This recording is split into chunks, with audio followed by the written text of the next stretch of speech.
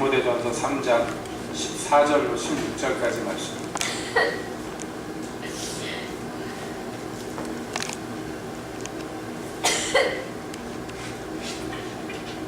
디모데전서 3장 14절부터 16절까지 함께 읽습니다.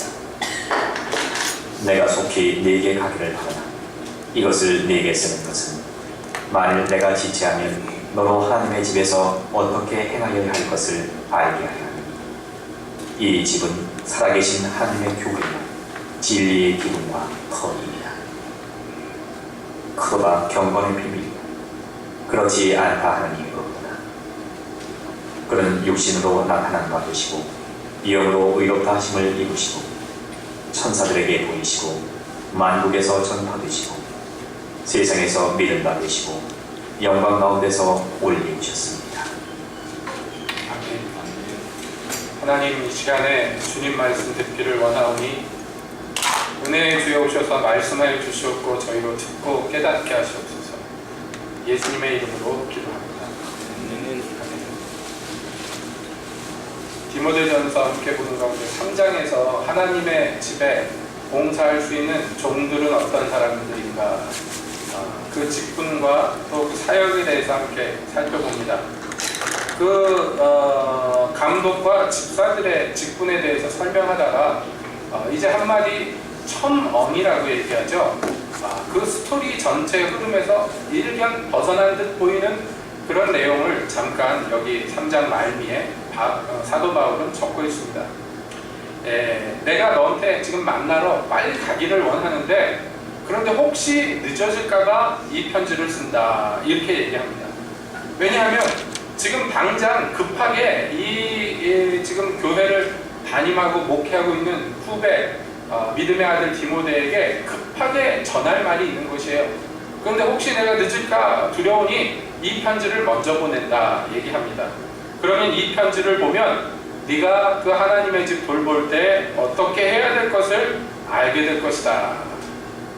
그러니까 이게 사도 바울이 지금 이 편지를 쓰는 목적을 재차 밝히고 있는 것입니다.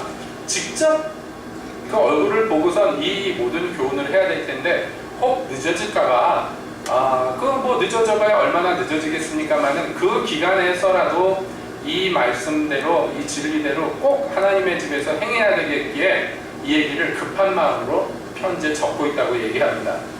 이것이 그 편지를 쓰는 목적이기도 합니다. 그러나 그 목적만 이야기하지 않습니다. 그리고 덧붙여서 얘기하는데 어떤 말이냐면, 자, 이 하나님의 집에서 네가 어떻게 행해야 될 것을 알게 하기 위해서 이 편지를 쓰는데, 그래 놓고서 덧붙여 얘기하는 것, 이 집, 그러니까 이 하나님의 집은 어떤 것이냐, 그것을 얘기합니다. 이 집은 살아계신 하나님의 교회요 진리와 기둥의 터이다, 이렇게 정의를 내립니다. 자, 이 말씀을 여기다가 성경 말씀에 적어놓은 이유가 무엇일까요? 이건 여러분들이 느끼실지 모르지만요, 사실은 디모데전서 전체에서도 굉장히 중요한 대목이라고 이야기할 수가 있겠습니다. 어떤 점에서 그러하느냐? 자, 예를 들어서 목회를 오래 하신 분들, 목사님들하고 이 얘기를 나누면요, 오랜 동안에 교회에서 봉사하신 것들, 그런 것들이요 많은 노하우로 쌓여 있습니다. 그래서 그 말들이요 굉장히 유익하고 도움되는 말씀들을 종종 하는 것을 봐요. 연세 많으셔서 평생에 목회하신 분들하고 이야기를 하면 얻는 지혜들이 있습니다. 그런데 딱 잘못하면 어떻게 되느냐 하면 그게 직업상의 노하우로만 그냥 끝날 수가 있는 것이에요. 그게 좀 구분을 잘해야 되는, 분별을 잘해야 되는 부분입니다. 왜냐하면 교회를 목회함에 있어서 분명히 얻어야 될 원로들의 지혜가 있습니다. 그것을 무시해서는 안 됩니다. 여러분도 아시는 바와 같이 저 솔로몬의 아들 르호보암이 원로들의 의견을 무시하고 젊은 자들의 의견을 쫓아갔다가 나라가 두 쪽이 나잖아요. 꼭 나이 든 사람들의 말만 들어야 된다는 것은 아니지만은 젊은 세대들이 흔히 범하는 실수가 있는데 그게 뭐냐면 늙은이들의 말을 무시하는 것입니다.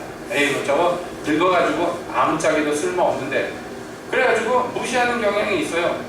그리고 자기들의 젊은 패기로 어떤 일들을 헤쳐나가려고 하다가 안 해도 되는 실패를 경험하는 수가 있습니다. 물론 그 반대의 경우도 있죠. 노인들의 말만 듣다 보면 젊은이의 패기가 반드시 필요한데 그것을 못하게 되는 경우도 있습니다. 그러니까 여기에서 지혜롭게 그것들을 신구의 이야기들을 잘 이렇게 그 조화롭게 하는 것이 굉장히 필요합니다. 제가 부교육자 생활을 하고 있었을 때 일이었습니다.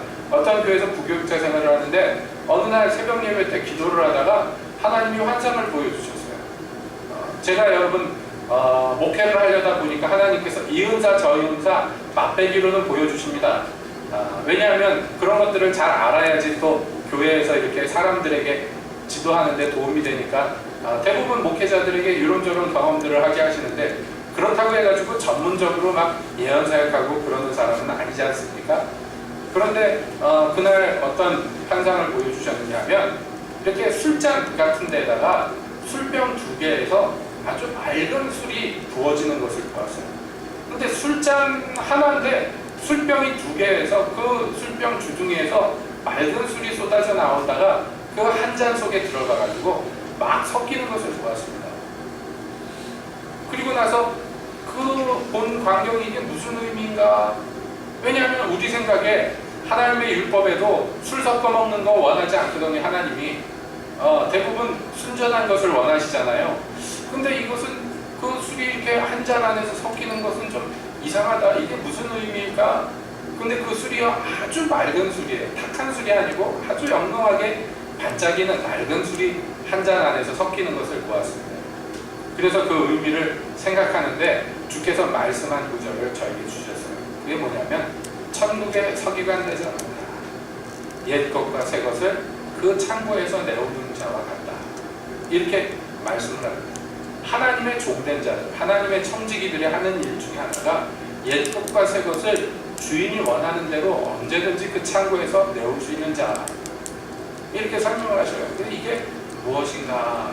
이 말씀이 무슨 의미일까?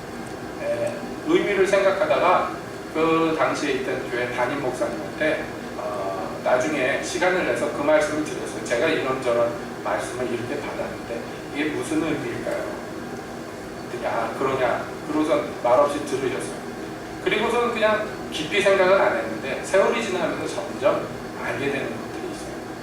그 의미가 무엇인가? 하나님의 종으로서 반드시 해야 되는 중요한 역할, 중요한 사명 중에 하나는 바로 옛 것과 새 것이 따로 놀지 않도록 하는 거예요. 한 잔 안에서 하나로 섞이게 되어서 아주 더 좋은 술로 업그레이드 되게 만드는 것, 이게 하나님의 종이 해야 되는 일 중에 하나구나 하는 것을 깨닫게 하십니다.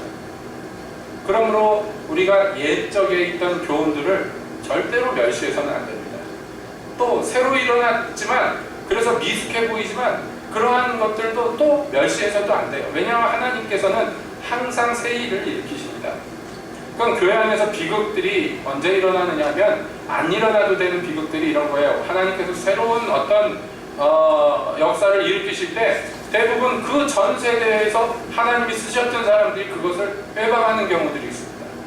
왜냐하면 눈에 생소하고 마음에 들지 않기 때문에 젊은 세대들이 일어나서 하는 것들이, 또 젊은 세대들은요 구세대들이 하는 거 보고선 고리타분하다고 생각합니다.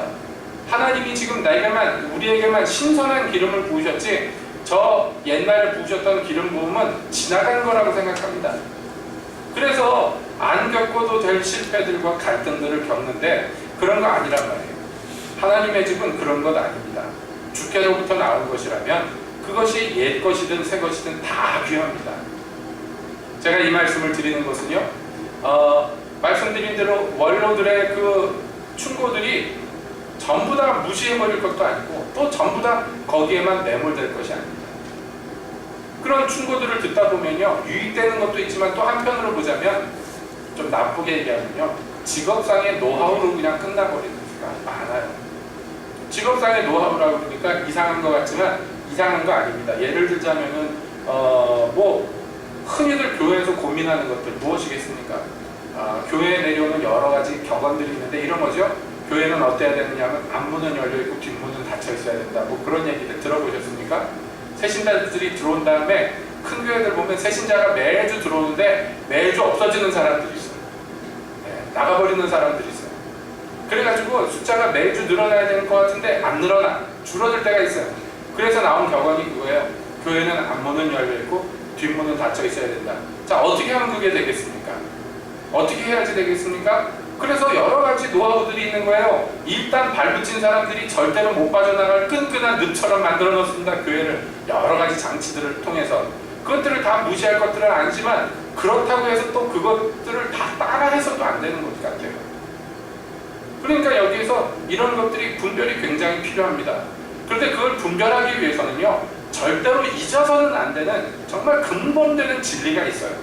그 진리가 뭐냐? 지금 사도 바울이 얘기하는 것이에요. 이 집은 그냥 인간들의 모임이나 사업체나 동아리나 클럽이나 이런 것들이 아니라는 거예요. 이 집은 뭐냐? 하나님의 집이란 이 집은 뭐예요? 살아계신 하나님의 교회예요. 그리고 진리의 기둥과 터예요. 여러분, 뭐 당연하다 싶지만 이것을 잊어버리는 순간에 교회가 더 이상 교회가 아닌 어떤 것이 돼버린다는 거예요.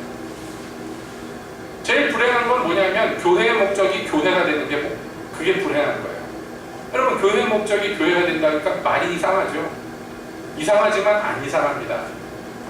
제가 몇 번이나 말씀드렸습니다. 처음에 몇 년 전에 이 울진 와가지고 다시 여기에서 사역을 하도록 주님이 부르셨을 때 제가 많이 그 거절하고 거부감을 느꼈어요. 그 거부감을 느끼는 이유들이 여러 가지 있습니다. 예, 가가지고 사람들을 모아서 예배를 드리고 목회를 하고 그러면 반박에 무슨 말 나올 겁니까? 예전에 있던 데 와가지고 아는 사람들 모아서 남의 교인들 빼뜨려다가 그거 할 것이다 뭐 이런 얘기 나오는데 제가 뭐 때문에 고생해가지고 시골 가가지고 그런 구설에 올라야 됩니까? 하나님, 저는 그런 걸 원치 않습니다. 그런 게 싫었어요. 그때 하나님이 제게 하신 말씀이 뭐냐면 교인이 교회를 위해서 존재하느냐, 그렇지 않으면 교회가 교인을 위해서 존재하느냐. 제가 그것을 들었는데 깜짝 놀란 것은 제 안에 저도 모르는 새에 어느 순간부터 완전히 굳어지지는 않았지만 은연중에 교인들이 교회를 위해서 존재한다는 생각이 자리를 하고 있던 거예요. 몰랐는데요. 저는 그렇게 되는지 몰랐는데 은연중에 그런 마음들이 생기고 있는 것을 하나님께서 깨우쳐 주셨어요. 교인이 교회를 위해서 존재하는 건 어떻게 보면 당연한 얘기입니다. 교인들이 교회에 와서 교회를 위해서 봉사해야죠. 그러나 하나님의 마음은요, 그보다 먼저, 그거를 부인하는 것은 아니지만 그보다 먼저 교회가 교인을 위해서 존재하는, 교회가 성도들을 위해서 존재하는 것이에요. 성도들을 유익하게 하는 것이 교회의 굉장히 중요한 근본 목적입니다. 왜냐하면 교회의 주인이 하나님이시기 때문에. 오해하실까봐 다시 말씀드립니다. 높아심에 우리 성도들이 삶의 목적이 있다면 무엇이냐? 하나님을 섬기는 것, 하나님을 기쁘시게 하는 것, 이게 성도의 목적이에요. 그렇죠? 맞습니까? 근데 하나님을 기쁘게 한다고 그러면서 교회를 기쁘게 하려고 그러면 안 된단 말이에요. 비슷해 보이지만 엄밀하게 따지면 좀 다릅니다. 지금 사도가 얘기하는 게 무엇입니까? 교회는 하나님의 집이다. 이 집주인이 누구라는 거예요? 하나님이셔요. 이 집은 누구의 뜻대로 움직여야 돼요? 하나님의 뜻대로 움직이는 데예요. 여기 하나님이 다스리는 데예요. 근데 하나님은 여러분 작은 자를 사랑하셔요. 귀하게 여기셔요. 작은 자를 귀하게 여기셔요.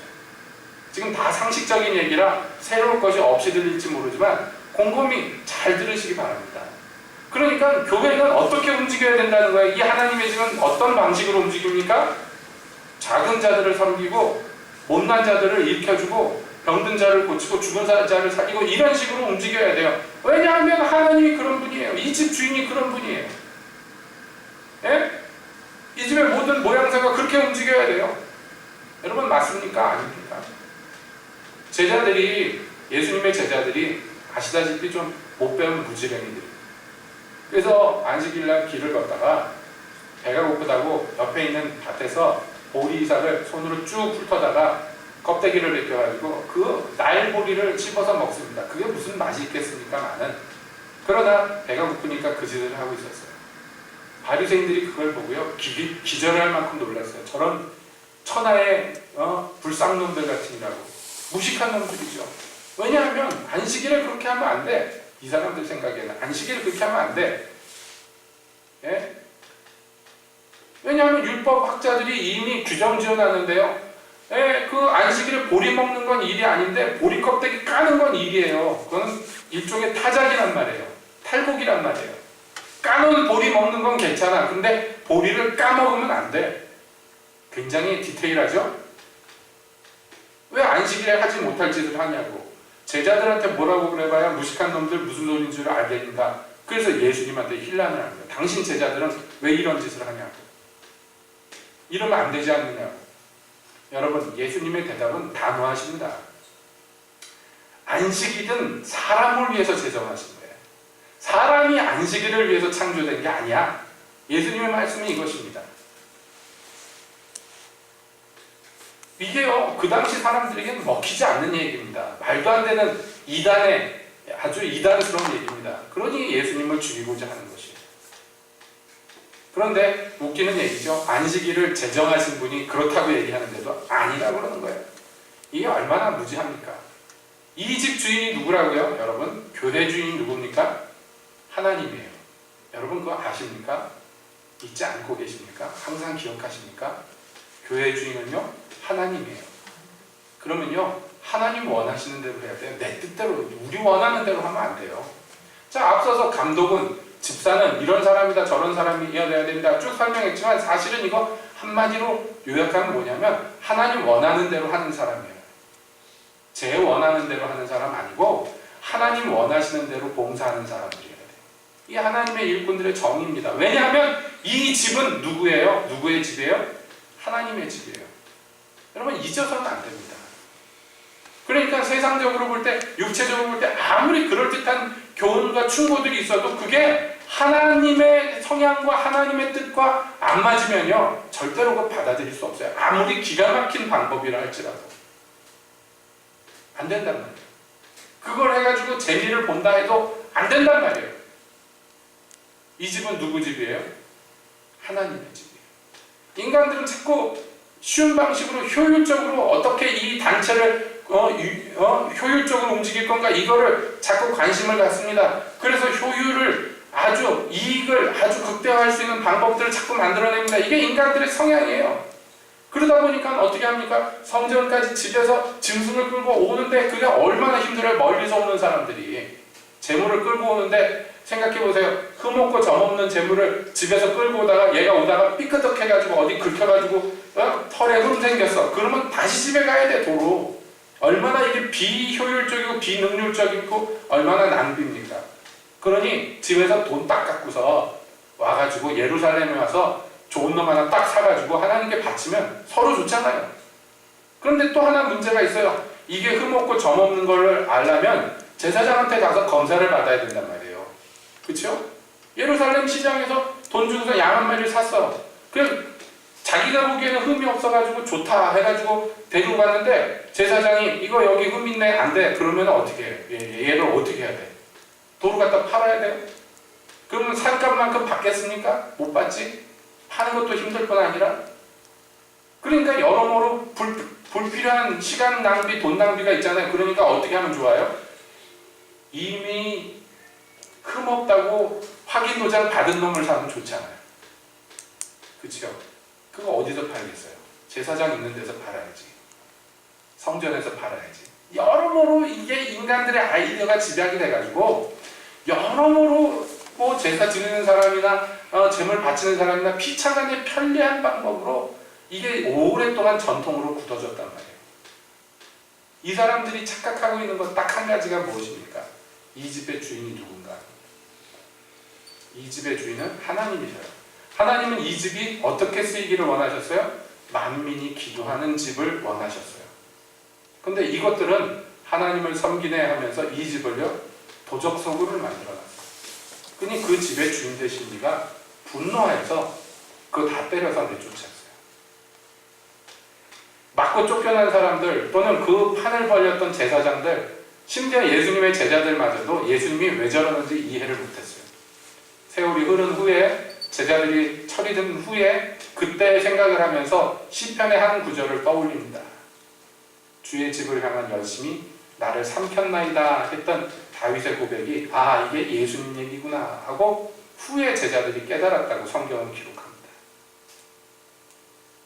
예수님은 끝까지 잊지 않으셨어요. 모든 사람은 다 잊어버리고 이게 좋은 방법이라고 얘기했습니다만은 예수님만은 아니라고, 이 집은 하나님의 집이라고 절대로 잊지 않으셨어요. 하나님이 원하는 것은 여기 아무나 만민이, 세계 만민이 와서 하나님을 부르고 기도할 수 있는 장소를 원하셨다는 것을 분명하게 얘기하셨어요. 여기서 돈 받고 장사하고 그거 원하는 게 아니라고. 그걸로 아무리 금붙이 은붙이 만들어서 하나님께 바쳐도 하나님이 좋아하는 거 아니라고. 하나님이 기뻐하시는 건 전혀 다른 거라고 예수님은 분명하게 알고 계셨어요. 여러분, 오늘날 우리도 마찬가지입니다. 우리가 디모데전서 말씀을 보면서 특별히 감독과 집사에 관련된 얘기를 할 때 제가 몇 번이나 그런 말씀을 드렸어요. 이런 사람이 종으로 임명받아야 된다고. 이런 사람 없잖아요. 현실적으로 이런 사람 없잖아요. 없으면 못 세우는 거지 뭐. 어떻게 할 거예요? 없는데. 뭐 해결책은 간단해요. 우리 교회 집사님 한 분도 없으면 죄송한 얘기지만 다른 교회 사람들한테 쪽팔리잖아요. 그런 얘기 할 수 있잖아요. 그렇지 않아요? 그럼 어쩔 수 없잖아요. 어쩔 수 없잖아요. 사실은 부끄러운 거는 집사님이 한 분 없다는 현실이 부끄러운 게 아니라 이 자격에 맞는 사람이 하나도 없다는 게 사실은 부끄러운 일이긴 해요. 하지만 그렇다고 해가지고 뭐 아닌 거 아니신 거지 뭐 어떻게 할 거예요? 왜요? 이 집은 목사가 주인도 아니고 또는 집사가 주인도 아니고 장로가 주인도 아니고 이 집은 누가 주인이에요? 네? 하나님이 주인이에요. 그러면 주인님 말씀대로 해야지 뭐 다른 수가 없잖아요.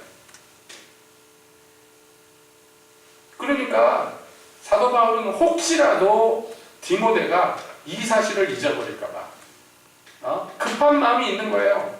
지금 디모데에게 맡겨놓고 교회를 맡겨놓고 다른 곳에 와 있는데 그래서 잘할 줄은 알지만 혹시라도 얘가 착각하거나 실수하거나 해가지고 이 사실을 잊어버릴까봐 내가 가서 얘기를 해줘야 되는데 지금 가정편이 못 돼. 그러니까 편지라도 써야 되겠다. 그래서 편지를 써서 보내는 거예요. 이 중요하기 때문에. 중요하다고 여겨지기 때문에. 감독은 집사는 이래야 된다 써놓고도 사도 바울이 왜 그래야 되는지 지금 얘기를 하는 거예요. 왜 이런 사람들을 왜 세워야 되느냐, 무엇 때문에 세워야 되느냐.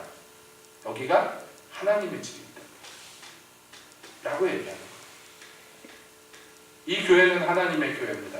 여러분, 이것은 디모데가 목회하던 에베소 교회만 그런 거 아니라 지금 우리 세빛교회도 여기 하나님의 집입니다. 하나님의 교회입니다. 여러분 절대로 잊지 마세요. 여기 하나님의 교회고요. 그 교회에서 만약에 하나님이 어떤 일을 봉사하도록 우리에게 맡기셨다면요, 이건 우리가 감당치 못할 영광입니다. 그러니 조심조심 근신하는 마음을 갖고 주님을 섬김이 마땅합니다. 함부로 할 것이 없어요. 왜냐하면 이 집의 주인은 담임 목사가 아니고 이 집의 주인은 예수님, 이 집의 주인은 하나님이셔요. 오죽했으면 세상에 있어서 종노릇하는 자들에게 너 상전에게 할 때 사람에게 하지 말고 하나님께 하듯 해라 이렇게 가르칩니다. 하물며 세상의 종과 상전의 위치에서도 그런데 하물며 진짜 하나님을 섬기는 자리에 있다면 얼마나 더 하나님 섬기듯 해야 되겠습니까? 뭐 이건 말로 할 것 없어요.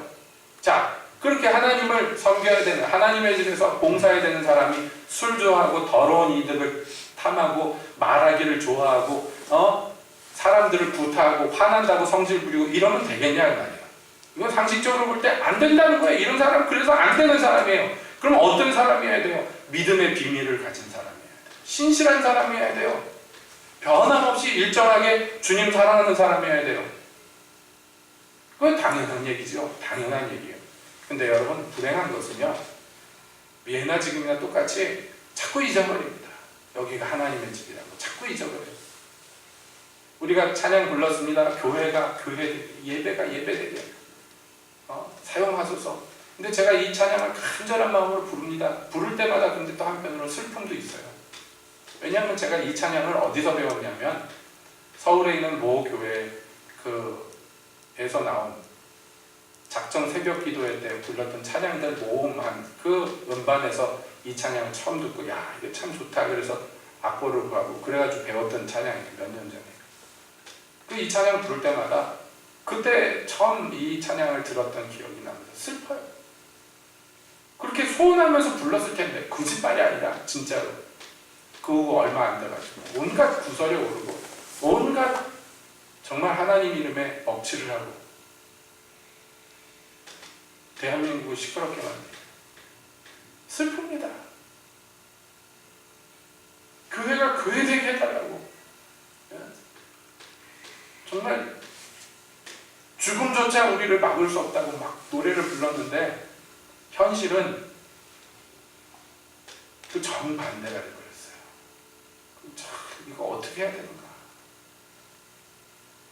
그분들 욕하고 에이 택해 그러고 말 것이 아닙니다. 이게요, 누구라도 하시라도 하나님이 교회의 주인, 교회는 하나님의 집, 이 당연하면서 아주 상식적인 거 잊어버리면요, 그 뒤에는 어떻게 될지 장담할 수가 없는 거예요.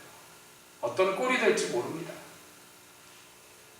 우리도 마찬가지입니다. 여러분 잊지 맙시다. 우리 교회가 지금은 아직 규모가 작아서 별 문제 없습니다만은 만약에 하나님이 규모를 크게 하신다면요, 정말 사람들이 많아질수록 의견들이 많아지는 것이고, 거기에 예수님이 왕이 안 되면요, 사람들 다 제 소견대로 하려고 합니다. 사사시대처럼.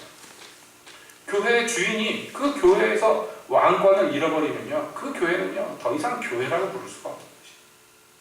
그렇기에 우리가 가장 상식적인 것, 교회는 하나님의 집이라는 것, 여러분 잊어서는 안 됩니다.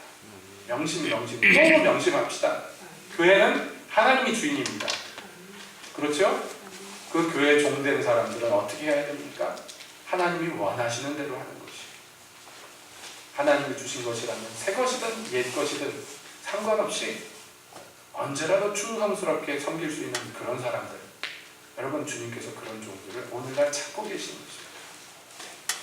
뿐만 아닙니다. 교회는요 하나님의 집인데, 하나님의 살아계신 하나님의 교회인데요, 덧붙여서 뭐라고 얘기하느냐, 교회는 진리의 기둥과 터다, 이렇게 얘기합니다. 자, 무슨 말씀인고 하면, 하나님께서 이 땅에 당신의 진리를 나타내시고 보이시고 가르치기를 원합니다. 앞서서 우리가 보았어요. 하나님 아버지의 뜻은 무엇이라고요? 모든 사람들이 진리를 듣고 돌아오게 하는 것, 이게 하나님 아버지의 뜻이다 그랬어요. 그런데 그 진리가 이 땅에 구체적으로 나타나야 되는데, 그 나타나게 하는 장치가 무엇이냐면 교회다라고 얘기하는 거예요. 진리란 게 있어요. 사람들이 진리가 무엇인가 막 찾습니다. 진리가 도대체 뭐냐 알기를 원한다고들 얘기합니다. 그런데 진리가 뭔지 몰라요. 그러니까 저마다 이게 진리네 저게 진리네 막 헛소리들을 해댑니다. 그렇기 때문에 하나님께서 진리는 바로 이런 것이다 하고 딱 보여주시기 위해서 어떤 모습을, 어떤 장치를 해놓으셨느냐, 이 땅에 교회를 세우셨단 말이에요. 그래서 교회는 터가 진리로 돼 있어. 그래서 거기에 건축이 돼 눈에 가시적으로 보이도록 기둥이 세워져요. 그게 다 뭐예요? 진리라는 것이 이 교회 안에서 세워져서 구체적으로 구현된단 말이에요. 세상 가운데. 교회는 그러므로 무엇을 해야 되는 거야? 앞서 본 대로 하나님 아버지의 뜻을 쫓는 집이어야 돼. 하나님께 다스림받는 집이어야 돼요. 그리고 교회는요, 세상을 향해서는요, 하나님의 진리가 무엇인지를 구현하는 장소여야 돼요. 그게 교회에 대한 정의입니다. 교회는 뭐라고요? 다시 말씀드립니다. 진리의 기둥과 터다 얘기했습니다. 진리가 건축되어서 사람들 눈에 이게 진리구나 하고 보여줄 수 있어야 됩니다. 예를 들어서 여러분 유럽에 가면은 오랫동안 수백 년 동안 지었던, 또 지금도 짓고 있는 성당들 있잖아요.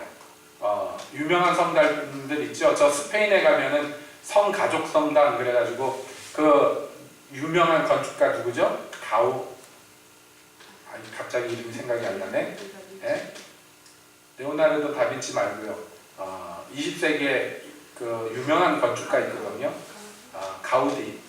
가우디가 죽기 전까지 그거 짓고 죽는 게 목표였는데 짓다가 죽어버려서 지금 그 제자들이 이어서 짓고 있는데, 돈이 생기면은 조금 짓고 돈 떨어지면 못 짓고 계속 그래가지고 짓고 있잖아요. 자꾸 커지잖아요. 여러분 그거 가가지고 관광객들이 보면서 감탄합니다. 와 멋있다.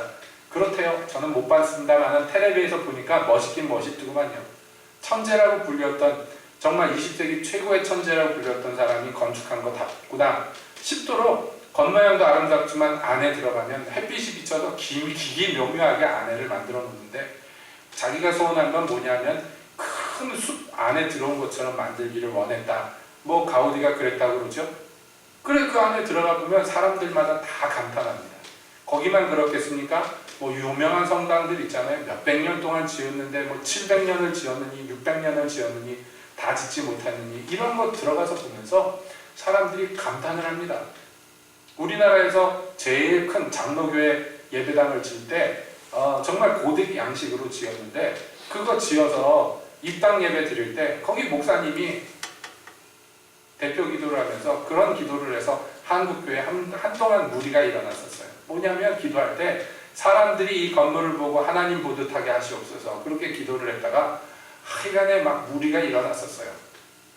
그 정도로 자부심을 갖고 어마어마하게 지어놨습니다. 못 보신 분들은 못 봤을 거예요. 근데 저희 모교회가 강남에서요 산꼭대기에 있던 교회예요. 그래가지고 그 모교회 십자가 있는데 옥상까지 올라가면요 제가 어렸을 때 올라가서 앉아있기를 좋아했는데 특히 석양질 때 앉아있으면 온 강남이 저 한남동부터 강남구 끝에까지가 다 보였어요. 높은 건물이 없어가지고 제일 높았어요. 그래서 한남동만 버스 타고 오면요 한강 건너편에 십자가 불빛이 보였어요. 저희 교회 십자가가.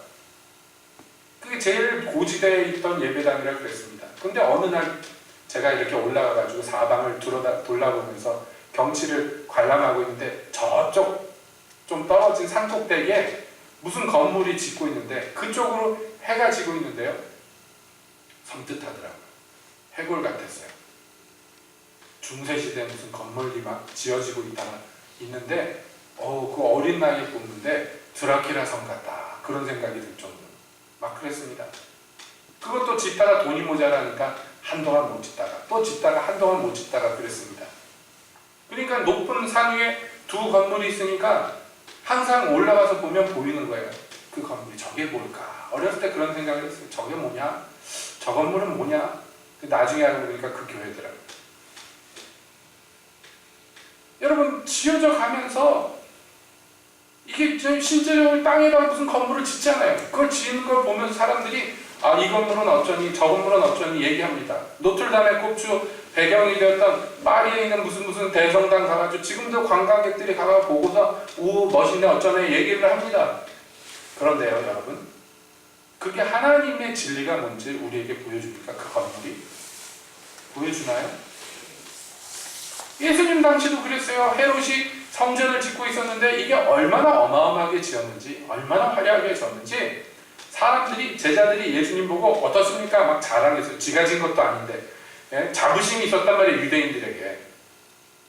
예수님이 뭐라고 그랬습니까? 이걸 헐어라. 내가 3일 만에 다시 세우겠다 그랬어요. 사람들이 비웃었어요. 47년 동안 지었는데 아직도 못 지은 걸 네가 3일 만에 어떻게 짓느냐. 예수님이 무슨 얘기 하십니까? 이게 이 건물을 아무리 급칠을 해서 멋있게 지어놔도 그리고 그것을 이름을 성전이라고 붙여도 그거 성전이 아니에요. 성전은 무엇입니까? 예수 그리스도의 몸이에요. 예수님이 말씀하신 건 3일 만에 부활하실 걸 얘기를 하신 거예요. 그런데 지금 현실 교회를 성경에서 뭐라고 하냐? 진리의 기준과 터다. 다시 말씀드립니다. 이 건물을 얘기하는 게 아닙니다. 예배당 건물이 그렇다는 거 아니에요. 교회라는 존재 자체가 이 땅에 진리의 기둥과 터의 역할을 해서 그래서 진리가 무엇인지를 보여줘야 되는데 이 진리된 성전은 무엇이냐? 예수님의 몸이란 말이에요. 예수님이 어떤 분이신지 예수님이 어떻게 생겨먹었는지 그 이 땅의 사람들이 몰라. 그러니까 하나님께서 교회를 세우신 거예요. 교회로 하여금 그것을 보여주게 만드십니다. 진리 되신 그리스도 그분은 어떤 형상인지 여러분 이것을 우리가 보여줘야 돼요. 우리가 이게 교회의 정의, 사명이란 말이에요. 그래서 예수님이 잡히기 전날 밤에 제자들에게 뭐라고 그러셨냐? 내가 새 계명을 너희에게 주노니 라고 말씀하셨어요. 이들이 이미 알고 있던 수많은 계명에 덧붙여서 계명을 더하여서 주는데 너희가 서로 사랑하라. 그리고 설명하시기를 너희가 서로 사랑하면 그때 세상 사람들이 너희를 보면서 너희가 내 제자인 줄 알 것이다. 이 교회에 대한 설명이라면 교회가 진리인데 진리의 형상을 이 땅에서 구성해 나가야 되는데 무엇을 보여주냐면 세상에다가 예수님이 어떤 분이십니까? 그러면 우리가 신학적으로 교리적으로 어쩌고저쩌고 얘기할 수는 있습니다.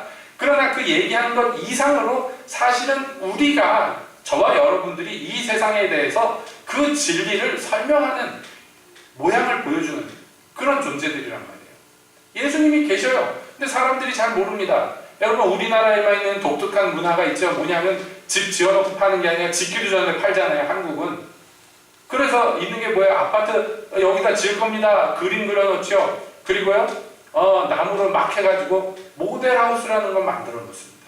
그 사람들이 들어가서 보는 거야. 아파트가 완공되면 이런 모양이겠구나. 이렇구나. 구경하잖아요. 그 실제 아파트는 아니지만 그 구경함으로써 사람들이 이거 멋있네. 사고 싶다는 마음이 들게 만들고 그래서 짓지도 않고 터만 있는 데다가 돈들을 받아가지고 건물을 짓잖아요. 우리나라 이게 분양이라는 거 아닙니까? 사실 엄격하게 얘기하면 좀 사기스럽습니다만은 제가 예를 들기 위해서 얘기하는 거예요. 교회는 뭐냐? 예수님이 계시는데 그 예수님의 몸이란 말이에요. 그런데 이게 실제로 보여주는 몸이란 말이에요. 사람들이 예수님을 알 수가 없어요. 그래서 교회가 예수님을 알려주는 거예요. 이 얘기를 하면서 사도 바울이요 또 특유의 그 감동 모드로 들어갑니다. 이 얘기를 하다가 스스로 감격에 차기 시작합니다. 그래서 드디어 감동 가운데 나오는 감탄사로 연결되어 있는 그런 내용이 말들이 이어서 나옵니다. 크도다 경건의 비밀이요 그렇지 않다 하느니 없도다. 지금 진리의 터다 진리의 기둥이다 이 얘기를 하다가 감동으로 들어갔어요. 감격에 들어갔습니다. 이것이 큰 비밀이야. 예? 이게 엄청난 거룩에 대한 비밀이야. 근데 이게 얼마나 큰지 아니라고 할 수 있는 인간이 하나도 없어.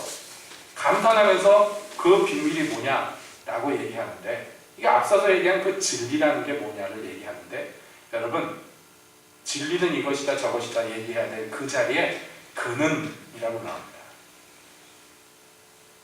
무슨 말씀인지 아시겠죠?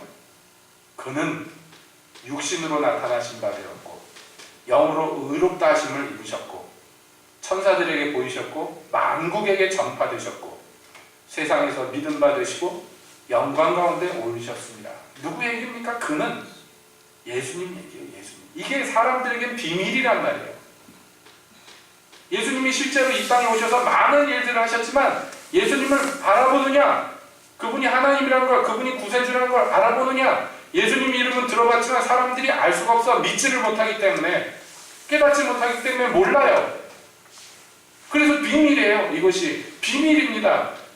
어마어마한 비밀입니다. 그런데 이 비밀을 누가 보여줄 수 있어요? 세상에? 교회가요. 보여줄 수 있을 뿐만 아니라 보여줘야 된다. 예수님이 누구신지, 그분이 무슨 일을 하셨고 무엇을 이루셨고 무엇을 이루실 건지 누가 알 수 있습니까? 세상 사람들 모른단 말이에요. 교회가 그것을 알려주는 것이에요. 그래서 이것이 크다고, 이 비밀이 크다고 사도는 감동하고 감격합니다. 여러분, 사도 바울처럼 이 진리가 얼마나 대단한지, 이 비밀이 얼마나 어마어마한지 깨달은 사람들은요, 그래서 그것으로 불타오르는 사람들은요, 예수님을 모르는 데 가가지고 예수님을 알려주는 것에 온통 마음이 다 빼앗겨서, 그래서 자기의 인생 다 뒤로 하고요, 전혀 말도 안 통하는, 문화도 통하지 않는 그런 나라까지 찾아가가지고 거기다가 하나님의 교회를 세운단 말이에요. 예수님을 알려주기를 원하기 때문에. 이 비밀이 얼마나 대단하고 얼마나 큰지를 알았기 때문에, 그 비밀을 보았기 때문이라는 거예요. 사도는 어떤 사실을, 교회는 이런 것이다를 설명하다가 감동에 차가지고 지금 예수님에 대해서 얘기하고 있어요. 그리고 이것이 어마어마한 얘기라고 얘기합니다. 여러분, 이건 큰 특권이고 큰 사명이에요. 교회가, 저와 여러분들이 이 비밀을 수납할 수 있는 자격을 얻었단 말이에요. 말씀드렸죠? 천국에 서기관 된 자들이 뭘 한다고요? 주인이 원하신 대로 옛 것과 새 것을 꺼내오는데, 여러분, 서기관들이 하는 일이 그런 거예요. 옛날 성경들이 다 이렇게 두루마리로 되어 있잖아요. 그러니까 우리처럼 뭐 어디 몇 장 몇 절 그러면 착착 찾을 수가 있는 게 아니에요. 두루마리로 된 것들이 빽빽하게 벽에 꽂혀 있습니다. 그거요, 어디를 찾아서 읽고 싶다 그래서 다 사람들이 알 수 있는 것 아니에요. 누가 아느냐면 거기 회당을 지키고 있는 서기관이 안단 말이에요. 그러니까 예수님이 나사렛 동네에 가가지고 서기관한테 성경을 달라 그러잖아요. 서기관이 꺼내다 주는 거예요. 이사야서를 찾아가지고 이사야서의 메시아에 대한 예언들을 이렇게 돌려가지고 찾아가지고 딱 펼쳐놓고 예수님이 그것을 읽으셨어요. 랍비들이 그렇게 합니다.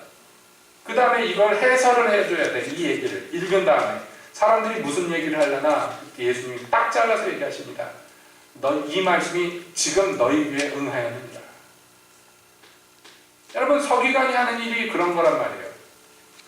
주님이 진리를 주셨는데 그걸 수납할 수 있는 역할, 그걸 사람들에게 읽혀드리고 나타낼 수 있는 역할, 이것들이 교회의 사명, 성도의 사명이에요. 여러분은 이 비밀이 소유돼야 돼요.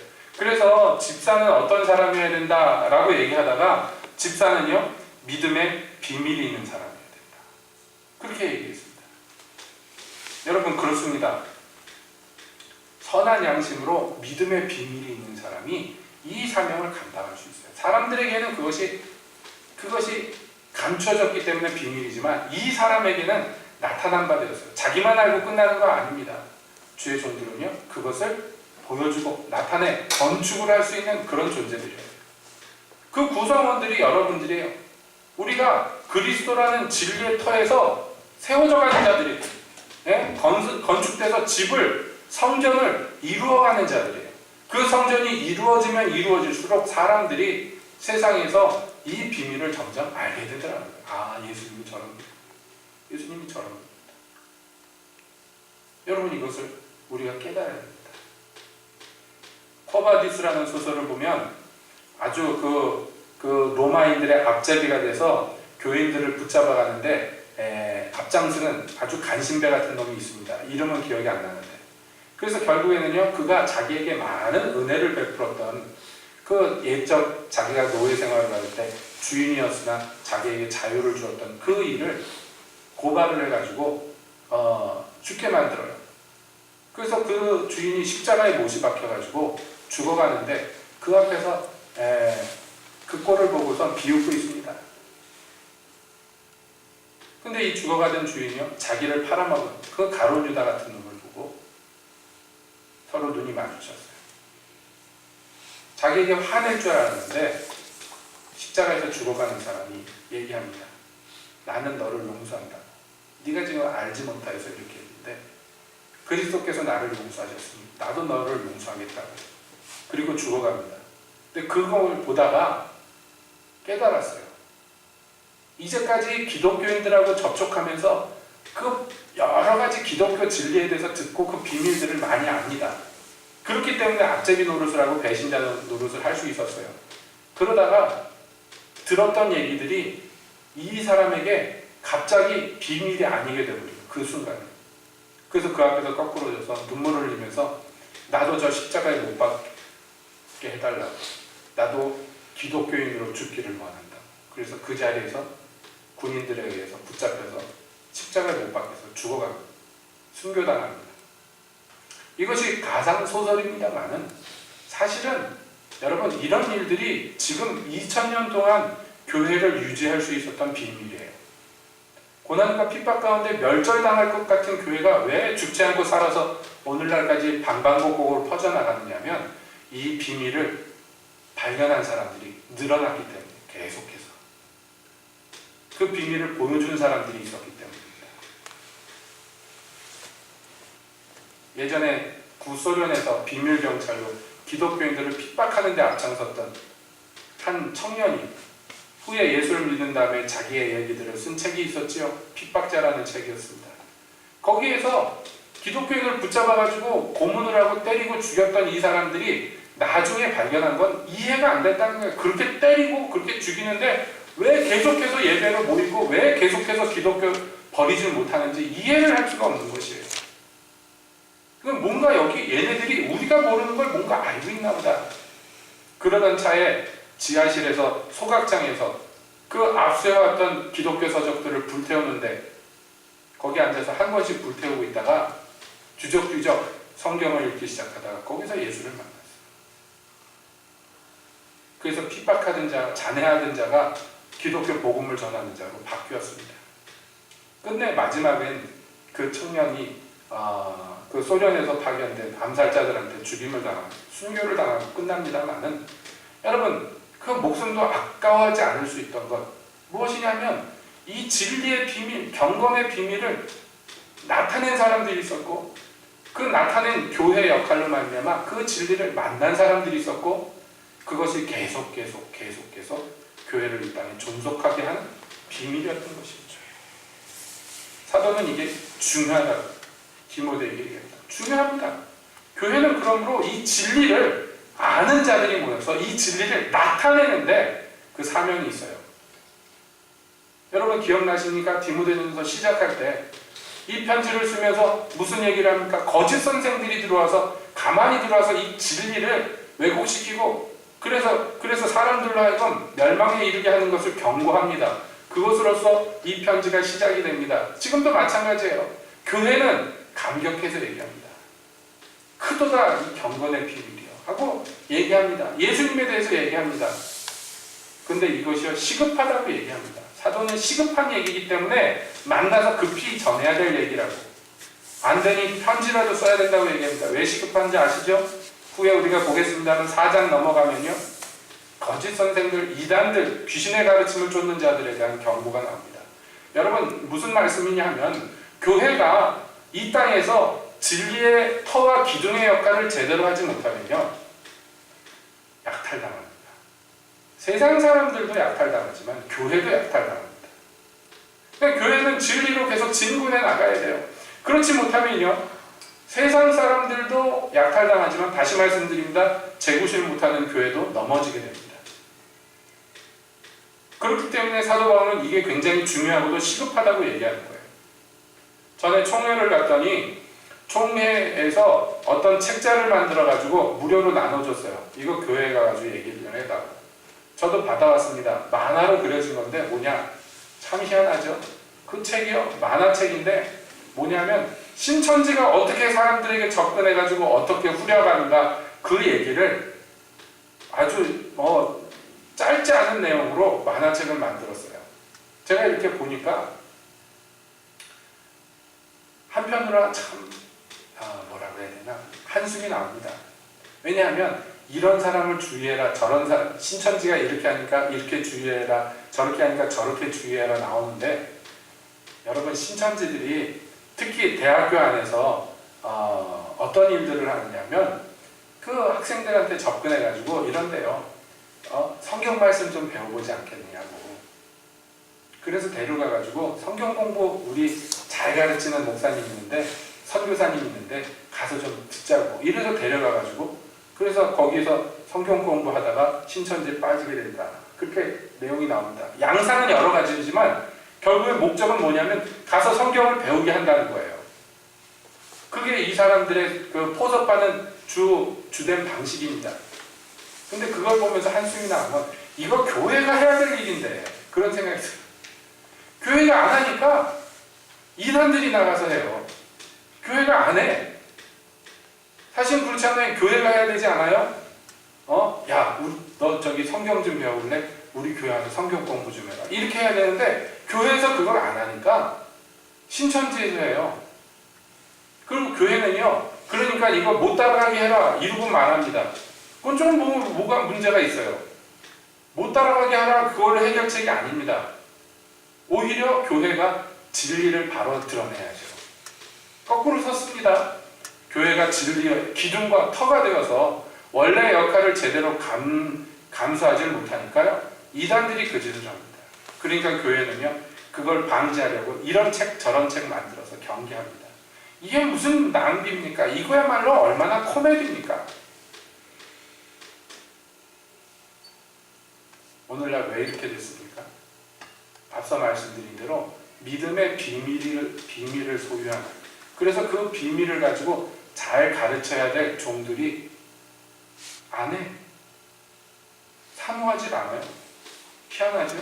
미쁘다 이 말이요, 사람이 감독의 직분을 얻으려면 선한 일을 사모한다 하기로다 하고 3장 1절에서 감독 모드로 또 이렇게 얘기했었잖아요. 근데 참 맞습니다만은 또 한편으로 서글픈 거는요, 이 직분을 얻으려고 선한 일을 사모하는 사람들을 찾기가 힘든 세대가 되어버렸어요. 교회가 안 하니까 이단들이 그 짓을 합니다. 여러분, 우리가 그러므로 분발해야 돼요. 여러분, 명심하십시오. 분발해야 됩니다. 누가 대신해 줄 수 있는 것이 아니잖아요. 여기 보세요. 집사는 라고 나와요. 그럼 여기 집사님 되신 분들은 이거 뭐 어떻게 해야 될 거예요? 이거 해야지. 그렇죠? 그래서 명실상부하게 돼야죠. 이름과 행실이 딱 맞아 들어가야죠. 남의 얘기가 아닙니다. 그래서 이곳에 하나님의 통치가, 하나님의 집다운, 하나님의 집으로서의 모습이 나타나야 되고요. 진리가 날로 날로 건축이 되어서 그 비밀이 드러나는 복된 역사들이 여기에서 이루어지고 성취되어야 됩니다. 피하거나 도망치지 마십시오. 우리가 기독교인이 되고 하나님의 은혜를 입어서 그래서 하나님 나라의 백성이 되고 천국의 서기관이 되었을 때 여러분 이것은 우리의 직무가 되는 것입니다. 그러므로 집사의 사명, 집사의 직분을 잘한 자들은 아름다운 지위와 그리스도 예수 안에 있는 믿음의 큰 담력을 얻는다고, 이 땅에서 상급을 주겠다고 성경은 약속합니다. 더 풍성한 것을 누리도록 우리를 부르실 때 여러분 그때 응답하십시오. 응답하십시오. 나는 부족해서 연약해서, 그러니까 응답해야 돼요. 남의 일이 아니에요. 여러분, 제가 권면드립니다. 이 땅에다 여러분에게 주인이 주신 달란트 묻어놔서는 안 됩니다. 묻어놓으면 안 됩니다. 나중에 어떻게 할 겁니까? 주님이 찾으실 때 무엇이라고 대답할 것입니까? 그러므로 여러분, 그리스도 예수의 이름으로 간곡히 여러분 권면드립니다. 예수님은요, 육신으로 우리 가운데 임하셨고요. 그리고 영으로 의롭다 하심을 위하여 다시 살아나셨어요. 이 모든 게 누구를 위하여 그랬냐면 자기를 위해서 그런 것이 아닙니다. 아시죠? 다 아시죠? 바로 나 때문에 이 일들을 하셨어요. 그래서 육신이 있는 이 물리 세계뿐만 아니라 영적 세계에서도 예수님의 일이 알려졌고요. 만국에 전파되었고 세상에 믿음바 되셨고 영광 가운데 올라가셔서 지금도 우리를 위해서 중보하십니다. 그러므로 여러분, 노소를 불문하고 남녀를 불문하고 여러분 이 은혜에 응답하는 자들이 되어야 될 줄을 믿습니다. 제대로 응답하여서 주의 뜻을 이 땅에서 이루어드리는 집사님들 되시기를 축복드립니다. 기도하겠습니다.